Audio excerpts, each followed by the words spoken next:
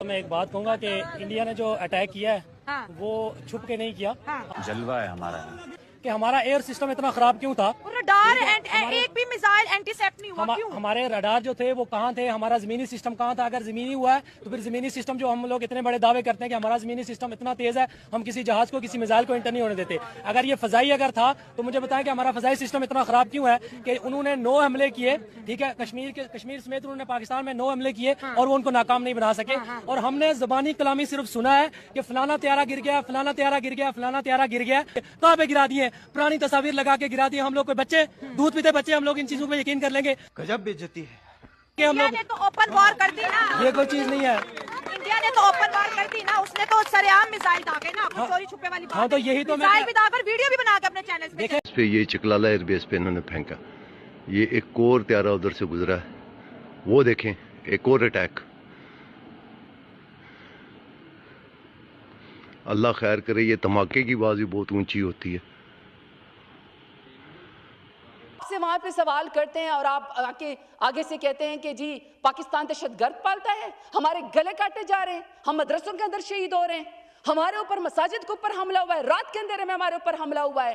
پلگام واقعہ پاکستان نے کیا ہی نہیں. ابھی ہمارا جو ہے وہ جعفر ایکسپریس کا واقعہ ہوا ہے.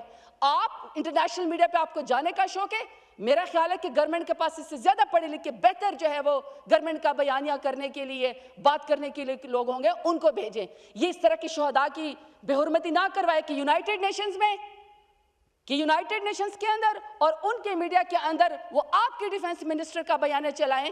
آپ ملک کی خدمت نہیں کر رہے. انڈیا ریلیونٹ دنیا میں ہوتا جا رہا ہے, ناٹ اونلی اس کی سائز کی وجہ سے, لیکن اس کی فٹ پرنٹ دنیا میں بڑھ رہے ہیں اور انڈیا دنیا میں میٹر کرتا جا رہا ہے. 1 2 3 4 5 شہید. یہ سیز فائر کے بعد ہمارے لائن آف کنٹرول کے قریب ہماری سویلین آبادی کا اتنا نقصان ہوا ہے. سر, پاکستان کی قوم نے 80,000 سے زائد لوگوں کا جان کا نذرانہ دیا ہے.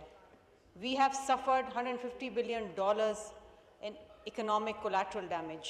لیکن انڈیا نے سر کیا کیا؟ اس ٹریجڈی کو ایک موقع بنا کے ایک اسکیپ گوٹ ڈھونڈی اور وہ اسکیپ گوٹ بنا پاکستان.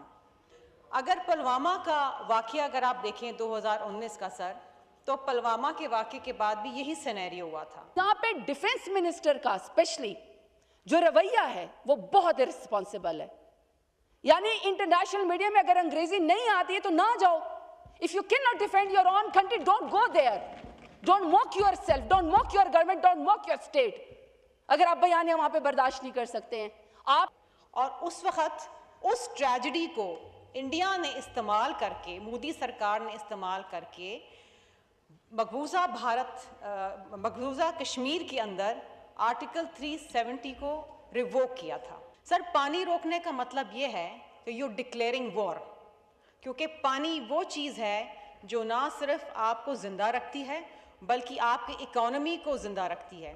کشمیر کی بات نہیں ہے, پورے بھارت میں اگر کہیں بھی ٹیررسٹ اٹیک کیا گیا, میں پاکستان کو مٹی میں ملا دوں گا. اگلی بار مجھے روکنے کی کوشش مت کرنا. شروع سے یہ سوچتے ہیں کہ انڈیا کا جو اپنا رقبہ ہے, آبادی ہے, سائز ہے, اسٹیچر ہے, اکانومی ہے, ان چیزوں کو سامنے رکھتے ہوئے اس کو اس کا مقام دینا. سر, جب میرے چیئرمین بلاول بھٹو زرداری صاحب نے یہ وارننگ دی انڈیا کو کہ either the water will flow or your blood, that was our red line. سر, لیکن اس ہاؤس سے اور پاکستان کی سرزمین سے اور پاکستان کے بچے سے یہ آواز آتی ہے کہ ہم متحد ہیں. پاکستان وہ ملک ہے جو دہشت گردی سے خود پٹا ہوا ہے, خود مرا ہوا ہے. ہم کسی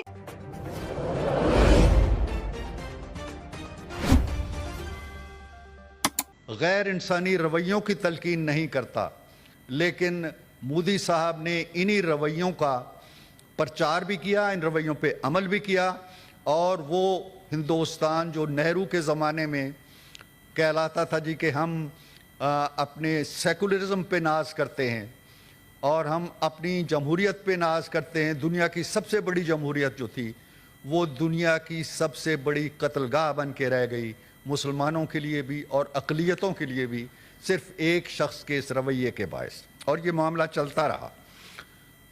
اس کے ساتھ ساتھ آپ دیکھیے کشمیر کے اندر جو مظالم کا سلسلہ ہے وہ بھی بڑا پرانا ہے، سال ہا سال سے جاری ہے، اور اب تک کے محتاط اندازوں کے مطابق ہمارے 90,000 کے قریب کشمیری باشندے اور مسلمان شہید ہو چکے ہیں، اور 25,000 کے قریب ہماری بہنیں، ہماری بیٹیاں بیوہ ہو چکی ہیں، 12,000 کی تعداد بتائی جاتی ہے جن کی ہماری دختران کشمیر کی آبرو ریزی کی گئی، ہزاروں ہیں جو جیلوں کے اندر گل سڑ رہے ہیں۔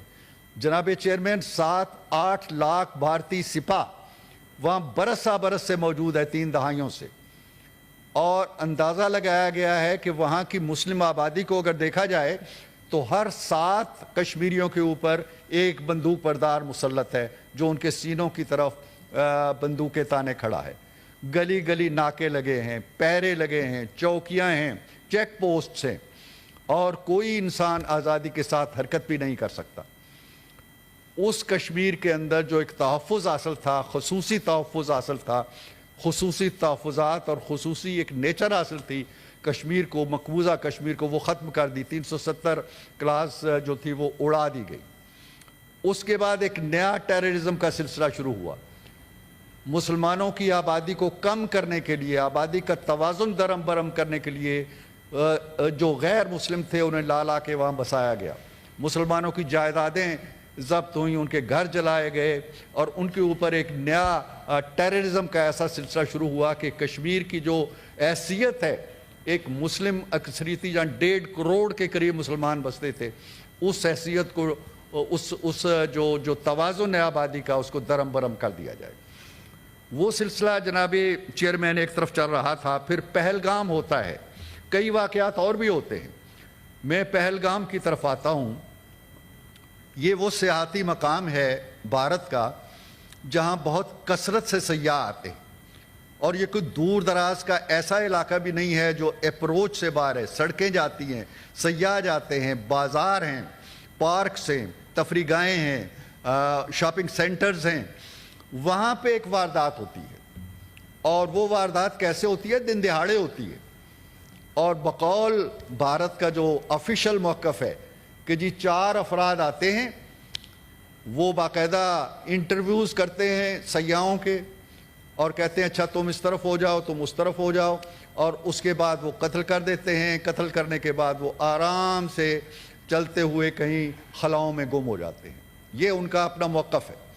اب پوچھا جائے کہ جب 7 لاکھ فوج تمہاری موجود ہے، جب کوئی پرندہ پر نہیں مار سکتا، جب کوئی کشمیری گھر سے نہیں نکل سکتا، اور پہلگام میں بے شمار واقعات اس سے پہلے بھی ہو چکے ہیں، یہ پہلا واقعہ نہیں ہے، تو سیاحوں کی حفاظت کے لیے ایجنسیاں کہاں تھیں؟ تمہاری فوج کہاں تھی؟ وہ بندوقیں